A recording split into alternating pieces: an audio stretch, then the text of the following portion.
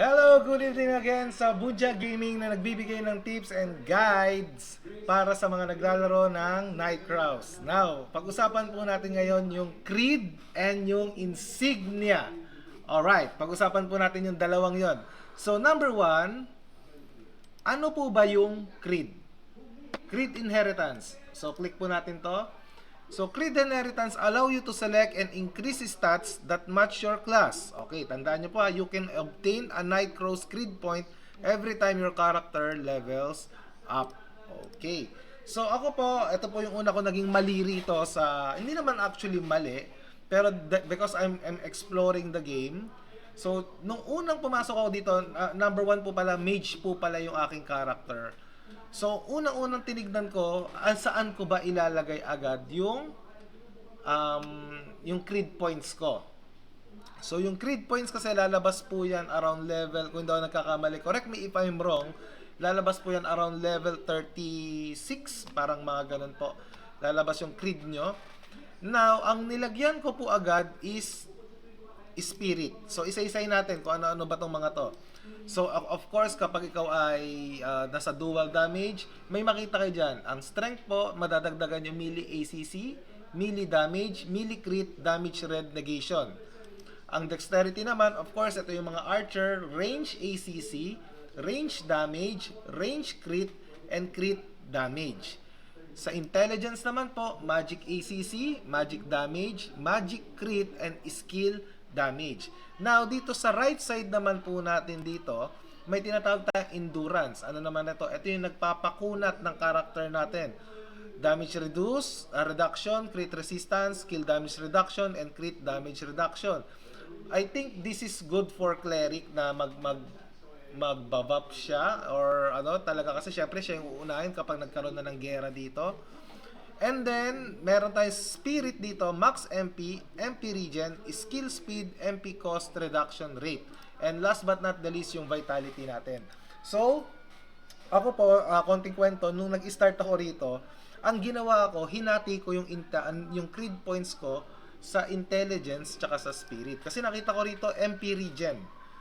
So, sabi ko, kailangan ko ng MP regen. Kailangan ko rin mataas yung max MP ko. Skill speed ko, kailangan din siya.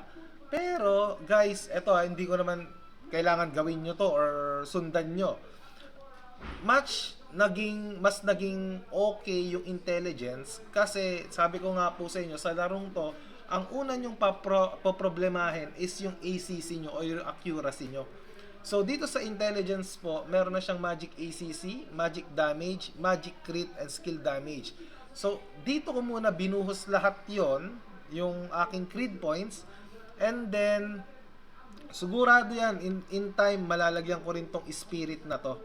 So, siguro ako, ang mapapayo ko lang po sa inyo, pag mga nag-i-start kayo, focus lang po kayo kung anong character nyo. For example, dual sword kayo, focus nyo sa strength. Archer kayo, focus nyo sa dexterity. Kung mage din kayo tulad ko, focus nyo muna sa intelligence kasi malaking tulong po yan. Okay. Why? Kasi ang mage po, binild na po yan para malakas yung skill damage niya. So, yung nagtatanong po sa akin, bakit hindi raw nauubos yung mana ko? Kasi po, ang mana ko ay kinumpleto ko muna almost lahat ng MP regen dito. Dito na lang ako bumawi. So, meron pa naman ako hindi nakiklik na kukuha rito. Nakita nyo, marami pa yan. Pero almost kinuha ko lahat yung MP regen dito. Yan. Kasi mahalaga para sa mage po yung MP regen. And then, okay na tayo doon guys. Pag-usapan naman natin ngayon yung insignia. Kayo ba ay nagba-battlefront? Kayo ba ay nagmamaserta cave?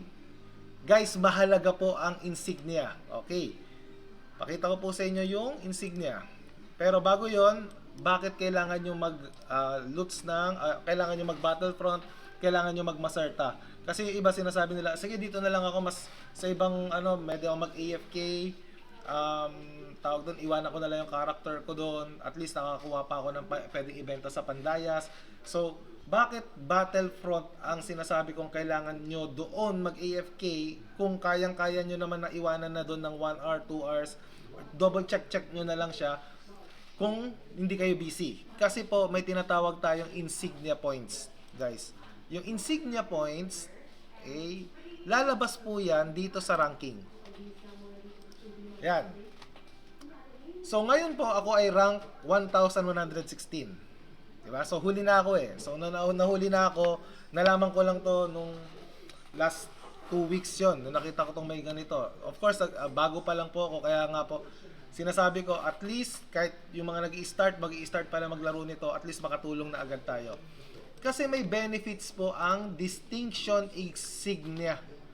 Isipin nyo to, ngayon po nasa grade 10 ako, nakita nyo, grade 10 ako rito. Ang grade 20 po ay max HP 2,000, madadagdag po sa atin yan. PvP Def 5, PvP ACC 5, PvP Damage Reduction 5. Madadagdag po sa atin yan. Now, nakita nyo po rito, ako ay grade 10, 80,000 or above. Yan. So, ano yan, inaalam-alam pa nila yan. So, doon po yung sinasabi ko na kailangan natin makakuha ng insignia. And then, ano pa pong isa ron? Saan makakakuha? Battlefront tsaka sa Macerta Cave. And then, pagdating po niyan dito, sa distinction insignia po, i-click nyo lang siya. Dahil hindi siya unlimited na makakakuha kayo ng PvE daily gain na 150,000 lang. So, 58,970 lang ang nakukuha ko pala ngayon. So, kung kaya nyo i-maximize to, maximize nyo. So, pwede rin tayong makakuha ng unlimited. Nakita nyo, unlimited daily obtainment from PvP. Ito naman kapag may papatayin kayo. Okay.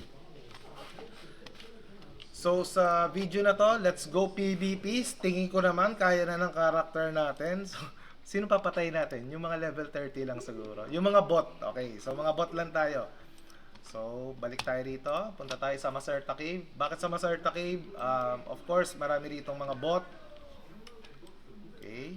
So, huwag nyo papatayin tong mga to ha. Magkakaroon kayo ng ano. Ayan. So, for example, itong grupong to, mga bot.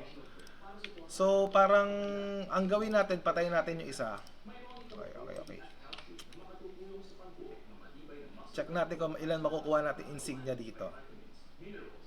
Kasi dito sa PvP, ayan, so nakita 200. So dito kasi sa PvP po, bakit kaya iba patay ng patay yun? Because of the insignia.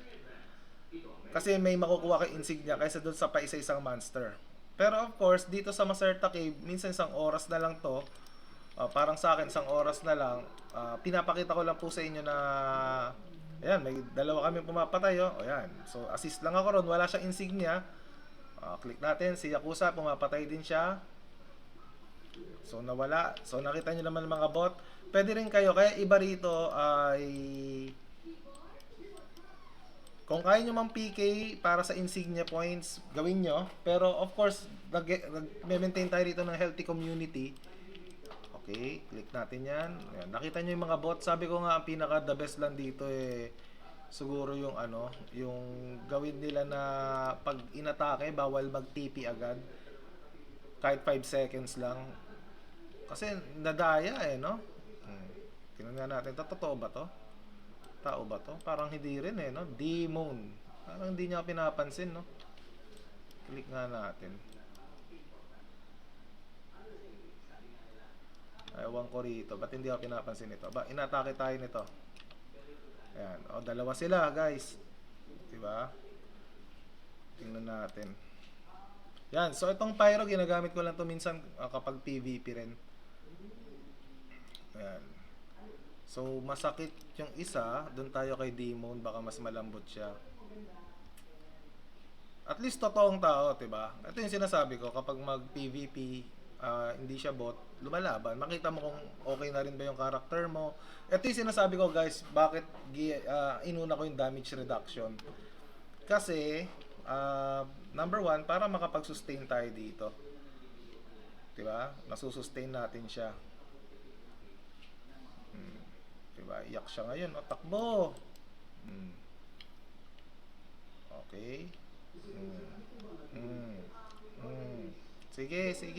Ayun, nag-TP na. TP out na siya. Okay, tingnan natin to kung makakuha tayo dito.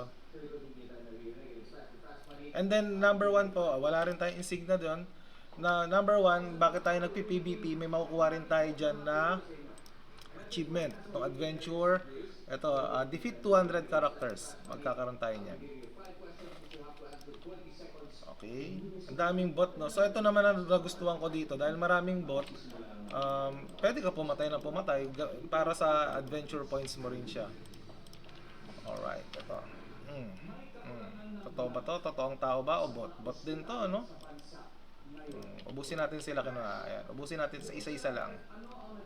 So, dalawa na lang kailangan kong patayin para makuha ko yung achievement.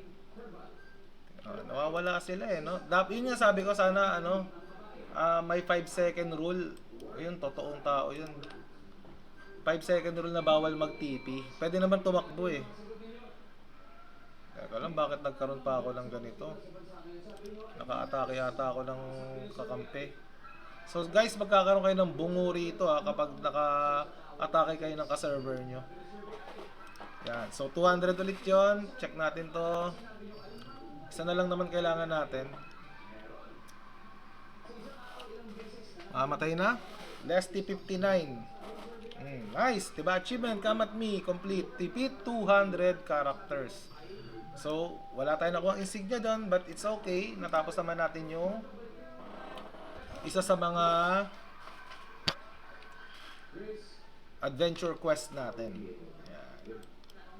So, meron din isang pang rito. So, habang nandito na rin naman tayo, punta kayo ng event. But mahalaga ang insignia. Click nyo to. Ay. Saan na yun? Event. Insignia. Battlefront. Okay. So, nandito si Juan. Punta tayo rito.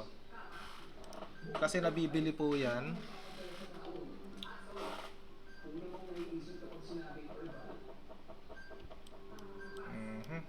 Baka na kay Z. Check natin kay Z. Eto, 90k siya.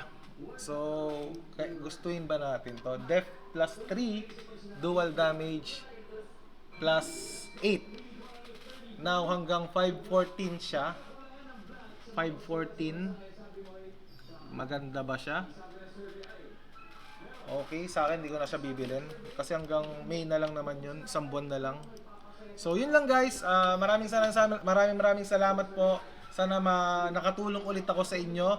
Please like and subscribe po itong channel na to para makapagbigay pa tayo ng tulong sa mga gusto maglaro ng Night Crows. Kasi nahabol ko dito yung pagiging streamer. Diba? Pag nag-streamer tayo, magiging pwede nyo na ako sendan ng seeds. And then yung mga nagsasend ng seeds, tayo rin po yung makikinabang doon. So please like and subscribe, share nyo lang din po. Maraming salamat. This is Bunja and see you on my next video po.